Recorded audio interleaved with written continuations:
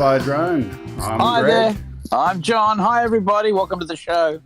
Yeah, welcome indeed. Today is a little bit different. We've got absolutely nothing planned or prepared other than to have a little fireside chat. The reason for that is I've been away this week and it was a fun week for me getting around parts of Australia. Did a little bit of flying. By the way, I've got to ask, can anyone hear that? No, can't hear anything. You can't hear it. I got an old mantle clock from an antique store. It was one that was similar to one that was in my parents' home when I was a kid. Well, if you can hear it, that'll be gone in a week, I can tell you. Because if you don't get rid of it, your wife will. No, she likes it too. It's fine. Oh, that's great. So if we appear disorganised today, folks, that'll be a normal show. So there you go. We're into it. Absolutely. So let's just talk about. So I went walkabout. I went to Lithgow, Katoomba, Mudgee, Gulgong, and we've got this little thing trying to get up on the screen here. It's like it's half pregnant trying to give birth. Wire crash drinking game. Every glitch you take a shot. When it crashes, you take 2 shots. Let the fun begin. Okay. Yeah, there it goes. That's we fun. can start now. Yeah. Okay. Anyway, let me get back to my holiday. It was a family history holiday. I did it this time last year as well, and went to some interesting places. Had a good fly over the top of a building in a place called Bala. It was a church building out there that's got a few of our relos buried there, but it was a good fly. And I haven't yet edited it. I only got back yesterday, but I'll see if I can get that up for you next week. But let me ask you a few questions. Let me ask you a few questions, John. Here's some things totally unscripted. What is your solution for flying in hot Australian weather in the middle of nowhere when you've got the sun belting down and you've got enough flies that it's a serious question because I'm trying to do a hand-flown orbit around this thing, and just the amount of stuff that was there, in the end, I gave up and used the automation to do a nice orbit. But what do you do? So I've got a bit of a list when I'm working in those environments because I end up flying in those sort of places quite a lot. So I've got a little kit. I've got a grab bag that stays in the car, and it's first of all you've got to have a hat. You absolutely have to have a good hat. Because you won't, doesn't matter what else you have, if you haven't got a hat in Australia, you won't last more than 15 minutes. So, by the time you got set up, you're ready to go home. You've got to have water. Can I just interrupt for a minute? We are dual streaming on Ready, Set, Drone by accident. Oh, great. Oops. I need to make that go away because I forgot to do something after last week's show, and that will be a bit of an annoyance for Kelly. Has he been away. Has he got a hat? YouTube.com/OzByDrone. No, how do I fix that now? Well, I'll let you fix that while I go on with my kit because you're going to need. I'll tell you what I'm going to do. Have the hat. Yeah, you got to have the hat. You got to have the water, and you got to have an insect repellent. That's to start with. But the thing is, shade. If you can obviously set up in shade, or I even stay in the car and I put the screen up, the big screen that goes over the windshield, keep it cool. And occasionally we'll even, run in the car. So, yeah, you got to, a chair is obviously the other thing too. I need a chair to fly because I like to sit. And I've noticed a lot of people that chime into this show and have flown before like to sit in a chair. I've seen that. Sitting in a chair is very, very comfortable to fly because you're able to keep your hands a little more still and gain a little bit more sensitivity in your fingers while you fly. So okay. There you go. Quick little pause. If someone could let me know in the Ready Set Drone chat if Kelly's in there and if he's having conniptions, what I can do, I can restart something to go and restart all of the streams, including that one. But that'll take us down for a few moments. Can anyone tell me, is there any problems? Is Kelly in there? I'm racking the shots up, mate. Does this No, count I'm for not seeing him in there. A couple of shots, maybe, because wire crossed. isn't crashing, but well, no, that's really us that stuffed it up. That's Isn't my it? fault. Look, I tell you what, I'm going to go and do this. I'm going to quickly restart service. That's what Yeah, you do. You got to boot again, don't you? You say, Yeah. this is my new Mavic 2, and while we're doing the reboot, and if you haven't got one of these, you want one, and if you have got one, you'll know why you like it, especially if you've flown it in any wind. So I've had it a week now, and yeah, it's going to do a lot of Now this flying. is the I tell new you, Mini, right? this is the Yeah. Mini 2, Lloyd. Okay. Yeah, the Mini we're, 2. We're going to go off air starting in 3, 2, 1. Okay, start that again. There we go. Okay. We're back. Are we back? Now, We're Kelly, on. when you see this Oh, on your quick. channel, apologies, I was away this week and I forgot to reconfigure the proxy Okay. thing from last week. But anyway, we're back. We're back. Okay. We're here. Okay, so tips and tricks for streaming in the middle of Australia. Hat, chair. Hat, water, yeah, all the usual stuff you need to be outside.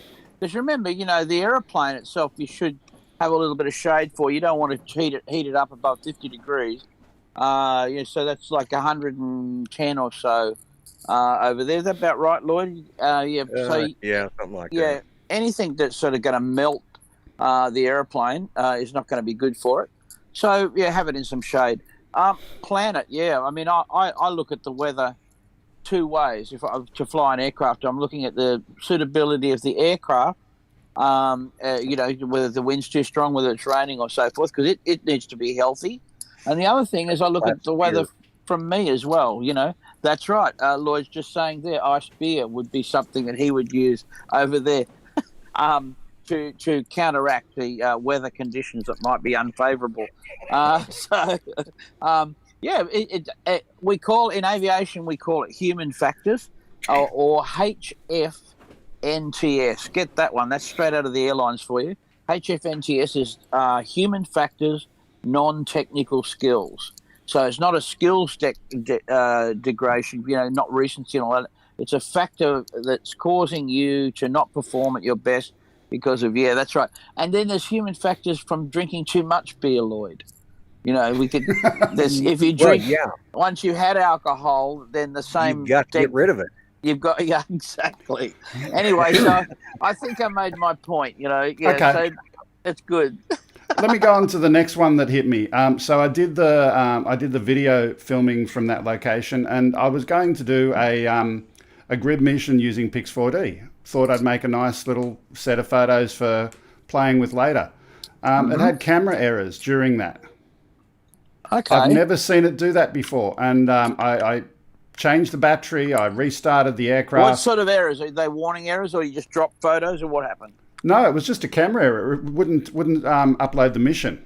It wouldn't start because it said there was a camera error. But everything camera-wise was working. Have you ever seen that one before? Not the camera one. I've had to reboot Pix4D Capture a few times because it will be a bit of a problem. Firmware, everything else. Tickety-boo. Everything else, tickety-boo. Look, I just thought I'd ask the question. It was something that prevented me from doing a nice, stitched up photo. Look, there are actually better photogrammetry software packs for aircraft now. Excuse me. The latest one's called Measure Ground Control. It is a really, really big program, much more involved than Pix4D photogrammetry, but it's got all sorts of other things on it as well, waypoint missions and so forth. So check out some of those. But look, Pix4D is very, very simple. The capture program is very simple. So, we like to use it or train people with. I am. There it goes. New and shiny. All right, paired up with this new and shiny, we'd have a great combination. Let me briefly share what the new and shiny is. It's a. Let me briefly share 12 Pro Max. I wanted to get a new phone because I have you. Father was South African, yeah. Oh, that's right. Dad, Norm's South African. Yeah, that's right. Okay, cool. So a lot of my parents, my father's side are out that way in central New South Wales, and my mother's side are on the east coast here around the water ways and stuff. But it's good fun to do that. Go and look at old houses and old places where you grew up. I first went to school out there, out in Blaney. That was fun, and they're just great little towns. Very small towns, and very laid back. Probably crank back the clock 20 or 30 years. And I know there's a lot of places like that all over small town America too, isn't there, Lloyd? That play catch up. I mean, you're the mayor of one, aren't you? Yeah. Yeah. I'm still trying to. Oh, there it's working now. Is your place small? Is where you live a small town? Well, comparatively, we've got like 40,000 people. I mean, it's not that small, but that's a city here. Yeah. Yeah, that's a city. But where our cabin's at's got like, I don't know, 300 or 400. So yeah, that's what these towns are a bit like. Some of the Australian towns are, if you've got a post office and a pub, and every town's got a pub. But speaking of which, I've got to share. The place that I went to was a town called Gulgong, and Gulgong is a small, remote town, and at its peak had 60 pubs, 60 hotels, 60 pubs. Yeah, it was a thriving business. Well, see, you had a lot of the stockmen gold coming rush. in, the gold rush. They were all, everyone was digging out gold, and there was lots of. I mean, what did you do when you find gold? You drink beer. Of course you do. If you don't find gold, you drink beer. So I'm lazy when it comes to editing. Flying it, I enjoy doing it. This week I took out 2 P4Ps out to Molong for the Cabon Council people, and we did training. So what did we do? We inspected a couple of reservoirs. We did a dam inspection. We did water sampling. So we had the tether under the airplane and went and grabbed some water with a device that captures it. We did a whole dam wall, which was fun, flying up and down the dam wall. A couple of old buildings, catalogued them, some roads. And Lloyd, what are you laughing at? I just I am flying up the damn wall. Flying up that damn wall. Yeah. Yeah, damn. Oh, it was good. I do some pictures, so I'll throw them at you next time. But yeah, it was good. I was training 3 council pilots out there who are going to do it. And this week they're going to go out solo and do a few on their own. But they've got P4P V2s, and that's a pretty nice airplane too. Once you get the reliability sorted out, and they're very, very nice. Yeah. Let me see. You've got your new aircraft there. You haven't yet had a speak about it. You've teased people holding it up for a brief moment. You know what? I'm going to say one thing about the Mini too. So, when the first Mini came out, I thought, nah, there's no way in the world I would spend, upwards with batteries and everything, $1,000 Australian to have an aeroplane when I can just take out the Mavic 2. I mean, it's not big anyway. Mavic 2 Pro is a whole lot more airplane than the Mini ever was, and always will be. 20 megapixel Hasselblad camera. No, it wasn't worth it. If I was going to go flying, I didn't want to fly the Mini. I had a Tello that was for fun, when I would sit inside and fly it around, and that was kind of a good indoors airplane for a bit of fun. And when the 2 came out with OcuSync and a whole lot of promise, I thought, yeah, that looks better. It's a much better aeroplane. It's certainly up there.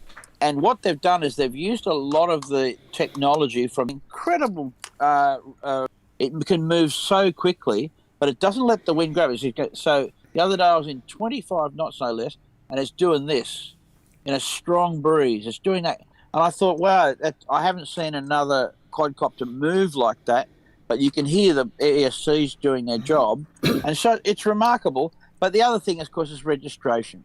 So now I can fly this airplane within 3 nautical miles of a controlled aerodrome without having an approval. I can't fly at the approach and departure path, but there's a whole lot of sky I can fly in with this airplane because it's under 250 grams.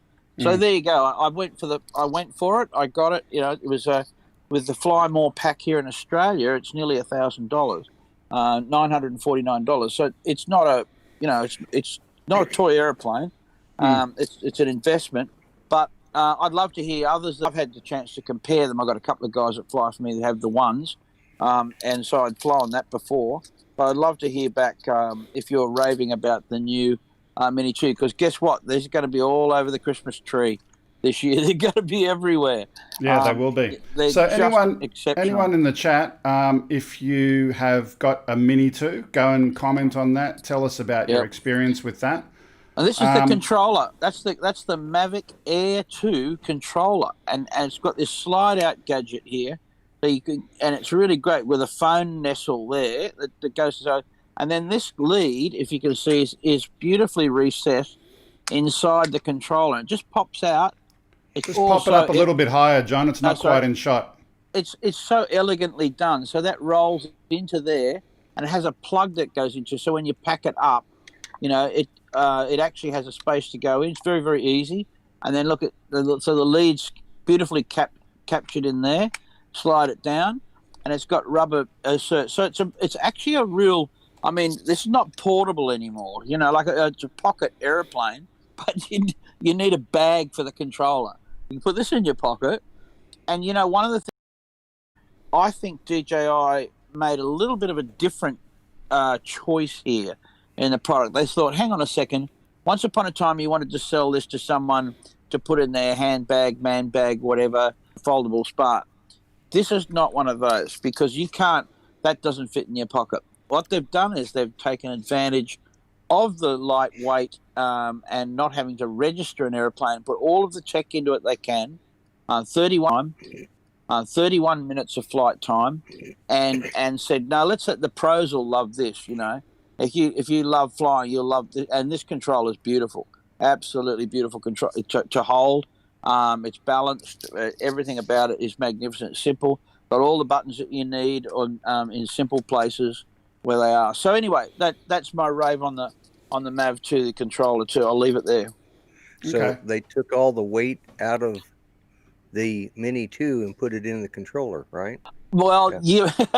And then some, Lloyd. And then some. Yeah, this is not even a Mavic 2 controller. This is a bigger controller than the Mavic 2 Pro. That's the one the Air 2 has, I think, isn't it? Yeah, that is exactly what the Air 2 has. And they've gone, there's a couple of things that are a little bit different. So now there's this Wave. This has got Bluetooth in it that connects to the phone. So you got the phone sitting right there, right above the aircraft. And while you're taking photos, if you like, of course, you know, it stores it on the SD card. But with Bluetooth, of course, and OcuSync and the bandwidth of OcuSync, you can have the whole shooting match. If you want to take a photo, it's on your phone, in your phone library straight away. Here we go. We're going to the news. Well, we're not actually going to the news. I was restarting the Titler Live software because it was crashing.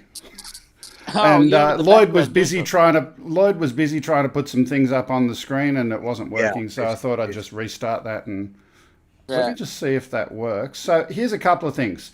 Like I said, we've got no news this week. There is no news. There's nothing planned. It's just a chat.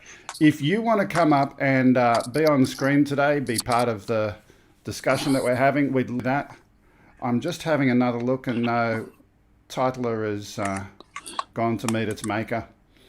Anyway, that's live. Yeah. Welcome to... Well, I think they're up to like 230, 240 shots now in the wire crash drinking game because the little circle keeps going round and round. You know, it goes back on. And... You're well ahead of that. Yeah. The wheels on the bus go round. Okay. A shout out to my friend Roy the other night. This is a fun thing to do. While I'm still, we were having a or two, and I pulled out the Mini 2, and I'm showing my friend, and all of a sudden I just launched it in the lounge room, which you know you can do, and obviously the VPS holds it really, really nice and steady. And I thought it was a great party trick. I mean, I don't know if you've done that before because I haven't had a small enough airplane. It's a Tello I used to do it occasionally with. But it's great fun when you're having a party to launch a drone and then sit there and just watch it fly around and have maybe not too many beers, but you know, are not going to hurt yourself, are you? So yeah, it was good fun. My wife is just reminding me about when I launched my Tello in our house, and there was this one incident where a propeller met my daughter's hair. Oh, okay. We were actually going for we were trying to experiment and replace the curling iron. Oh, let me tell you how that'll go bad. Yeah. That will go bad. That will get you in a lot of trouble. Yeah. See, Greg doesn't have to worry about it. Well, see, if I launch it, my hair could, it Can could, you it could turn cause him off, problems. please, You baby? guys, Can you turn him off? but you two guys wouldn't have a problem worrying about it. There you go. Yeah. You know what I say? God Okay. made only so many perfect heads, and the rest he put hair on. Okay, Geeks Varna, I'm going to ask you if you want to come into the rendezvous if you'd like to have a little chat. Anyone else there as well, you're more than welcome to. While we are here, though, I'm just going to quickly go to, I don't know if you guys know this, we've actually got when Jeff goes and picks the ones for Ken's show, but what I'm going to do right now live is have a look-see what we've got here. If there's anything of interest that we would have done if I had have downloaded it, just to have a chat about it. New splash drone feature for night fishing. Splash drone we've had a look at before, and we've had some video footage of that one, but it sounds like they've now got some lighting on that for night fishing. That looks cool. Have you seen anyone physically use their drones for fishing? Have you done it yourself, John? No, but I met a guy the other day in the shop that was doing it. I was picking up some stuff, and he was on his third Phantom 3. I think he bought a bunch of them with an idea, and he obviously maybe ran a fishing charter or something, and he wanted to use these things for beach fishing. So he was there getting some repairs done to the dropper mechanism, and I wanted to know. I said, what are the problems? He said, well, it works. It's if you're organised, but you're off on a sandy beach on the coast with the wind blowing reasonably strong, with a light line attached to your aeroplane. So if you want to know what could go wrong, I can give you a list, an alphabetical list.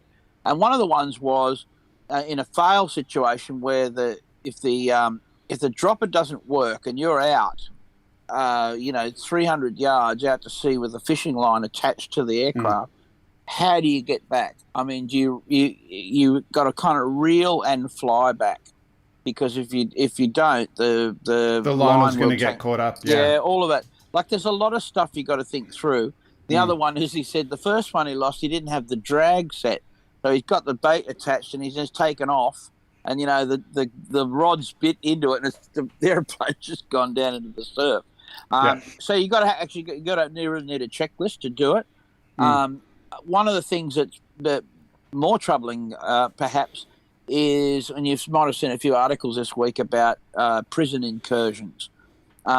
So what's happened here, and I'd be interested to hear what happened with the prisons over there, Lloyd, which you'd all be familiar with. Visitors come in. Now, as you know, that's the way prisons get all of their contraband in, whether they're phones and, so much of it goes away, leave that.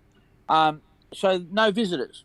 So they first started sending cards, Christmas cards and birthday cards that were painted, if you like, hand painted with paint that had different hallucinogenics in it, acid and all sorts of stuff. And then there was like cardboard with things underneath.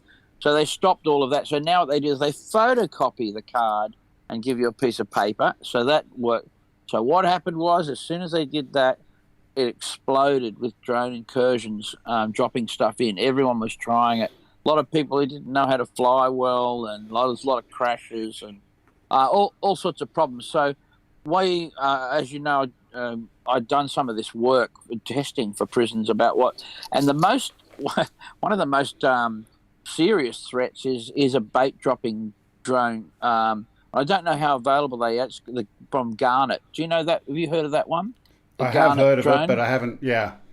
And that thing will lift 3.5 kilos. Like that's a $2,500 airplane to lift that much weight. Now it struggles. It does to carry that much bait or whatever it's carrying. It really, really works hard, and it's also waterproof and it's quite a robust airplane. So anyway, that comes with its own dropping device. Of course, you can fit dropping devices to all sorts of other stuff. So yeah, I've only spoken to that one fisherman, and I've seen lots of videos of it. I think people love it, that they've got it down. They really, really rave about being able to fish with a drone like that. But it's you're going to lose them. Then you're not going to keep a drone from. But this is a garnet drone by itself, or a garnet dropping system for something else? Well, the garnet started with bait droppers that fitted to Phantoms and Mavics. And so I've got the Phantom one. It's a very good, very well-made device. 3D printed. There we go. I've Servo just looked motor it up. inside. So if you Yeah, see the Garnet Pro Plus drone. Yeah. Yeah. So it's a remarkable, and I think Garnet may have bought up some designs and put it together. They wanted something that, obviously, a lot of drones land in the water when you're bait fishing. That's the problem. They wanted a splash type drone, one that would handle the water in case it went down. You could retrieve it and it would float. At least you could swim out and get it, and you weren't going to lose it. So they put all of their effort into that technology. And but the carrying capacity just floors me. I don't know how it can carry that much weight. Whether it's a bit of where it wouldn't be very, very stable. Like there's certainly a weight that you can pick up with your quadcopter, and then there's a weight that you can actually fly and maneuver, and because I've seen a heavily loaded quadcopter come into what we call the vortex state. So as you know, when you're doing a high rate of descent, the way the airflow runs around the props is that, of course, you get the vortex ring.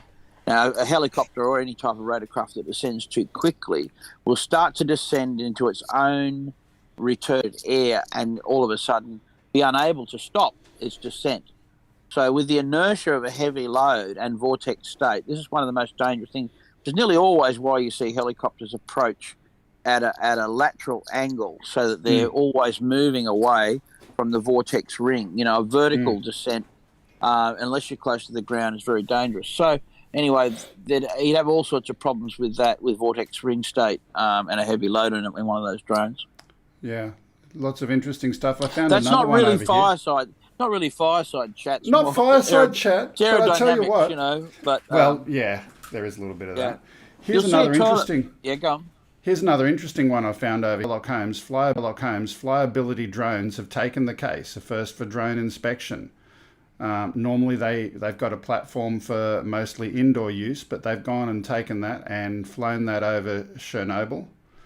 And let me have a look. At the time of the disaster, the plant was under construction, nearing completion, etc., etc. And I remember they were doing some testing. Let me see what the mystery is they solved. This would have been a really good story to have a look at. The Chernobyl mission was stressful.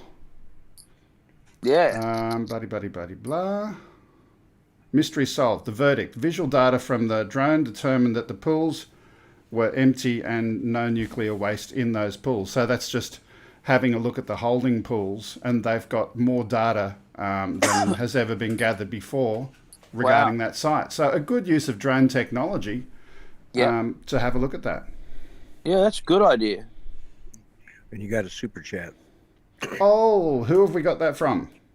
Wayne King. Wayne. Hey, Wayne. Wayne is a legend as always. There you go. Yep. He's always supporting the channel, even with the buffering. Are we still buffering, are we? Now, the funny thing was, it looked so bad on my shot over. It's buffering a little bit, but I bumped it up to 720 because it was down at 240 or something like that, and it quit buffering as much. I don't know why. Okay. But that's when you restart it. If it takes you back and then you put it back up, it very often fixes it. Yeah. Well, I'd restarted it twice and it's kept buffering. It's, that's why they're having the, drinking game and probably enjoying the show much better now. Yeah, there you go. Why wouldn't you? What else have we got here that's happened in drone news? Of that 559, I go through and I find the 10 odd stories that we want to talk about each and every week, filtering through all of that stuff about drones and UAV and FPV and all of that kind of stuff. Oh, cool. FPV and all of that kind of stuff. Oh, cool. Much stuff on the new DJI things in there. There's on the Mini or something else. Also, a couple of other releases. I've heard about something else. Let's quickly P1? talk about that. The P1 was listed as well.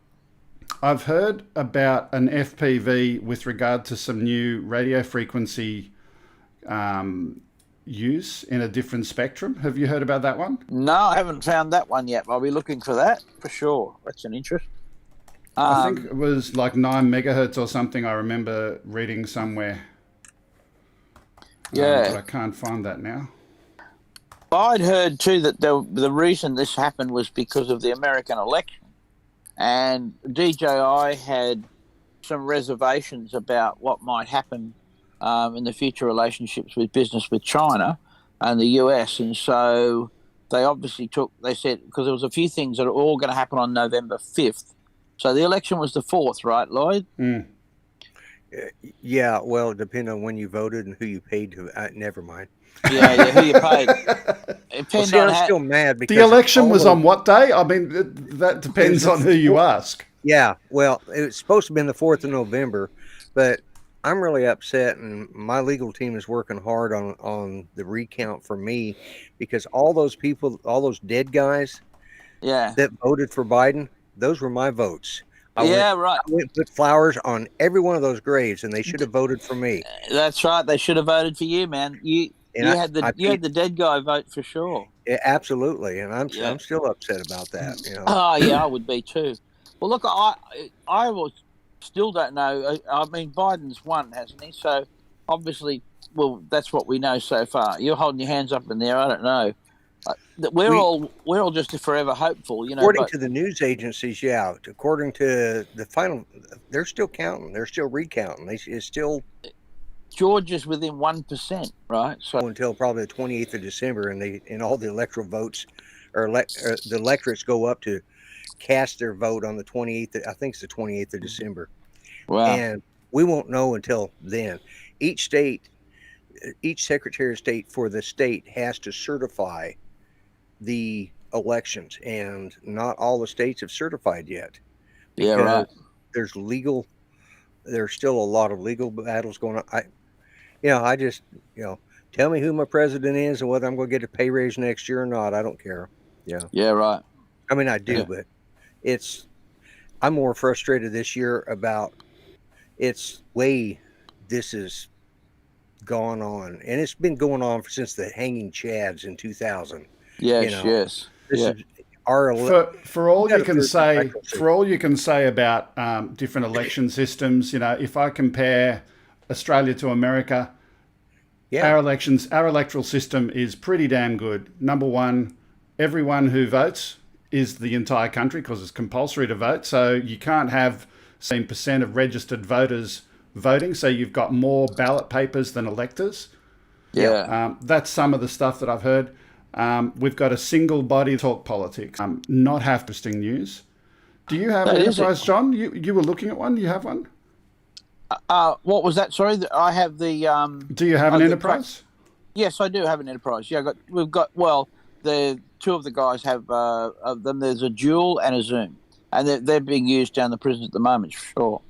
Yeah, they're really. There's a little bit of difference in them. I mean, we're running them off smart controllers. They've got ADS-B on board. They have encryption technology for transmission. But other than that, they don't fly any different. That's for sure. Yeah. Okay.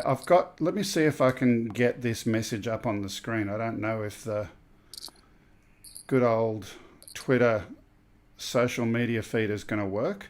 But I was talking just a few moments ago about the FPV aircraft. Yes. And how it's got a 915 megahertz spectrum. No, the Twitter thing's not going to work. Look, I'll just tell you about it. Let's do that. Get back onto that screen. Alcida LV, 5.8 gigahertz and 915 megahertz ready. Rumour says that some resellers have already got an evaluation model of an FPV drone with remote adjustable FPV camera. So interesting stuff happening out there. That's Alcida LV. He's always ahead of a lot of the rumours in the DJI land. And you had heard something else as well. What was that?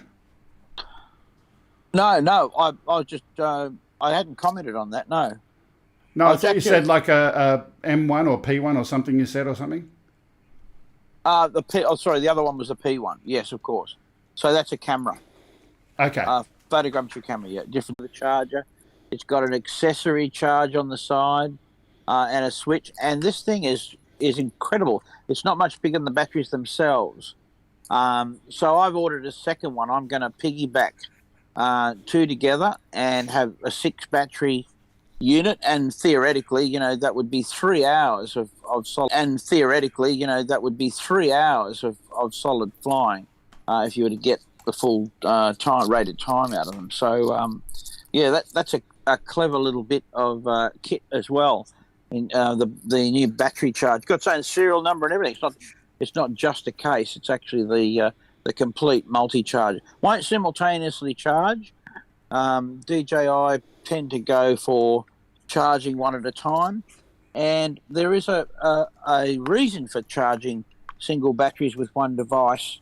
I know we've probably bought aftermarket multi-chargers, and they are around. But for most of their consumer grade goods, they charge one battery at a time because of obviously the safety of the battery itself getting a good balanced charge, and you don't want to have too much heat being generated by the 3 batteries inside your plastic encase. So there you go.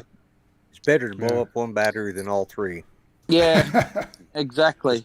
Blow up one at a time. Yeah, $79 though. I mean, I look at so your Phantom batteries now are still about $289 full price in Australia here anyway. Don't know whether they're much cheaper in the US. So yeah, in the US they'd be a $50 battery, wouldn't they, Lloyd? The new Mini 2. Yeah, probably. You said there's 76 there. Yeah, about that. Australian? So it'd be about $50. About 50 or 60, something. Like Yeah. that. I'd have to look at the exchange rate. I don't think they fit the Mavic Mini 1 batteries don't fit in the 2, from what I can gather. So I think they're a different battery. I might have to check that. I think the 1 will fit in the 2, but the 2 won't fit in the 1. Is what I read. Right. Okay. Good. No, I'll Somewhere. check that out. I'll check that out for sure. Right. Okay. Good. No, I'll Somewhere. check that out. I'll check that out for sure. I'm not going to swear to it, but that's either Kelly said it on one of his videos, Kelly Shores, or I read it somewhere. I've slept since then, so I probably forgot what I read anyways. You might have too. Yeah. One of the things I'm going to look at is some very, very high. 1 fits the 2, but not vice versa. So, vice versa. Yeah, E0 just put at 0. Yeah. Yeah.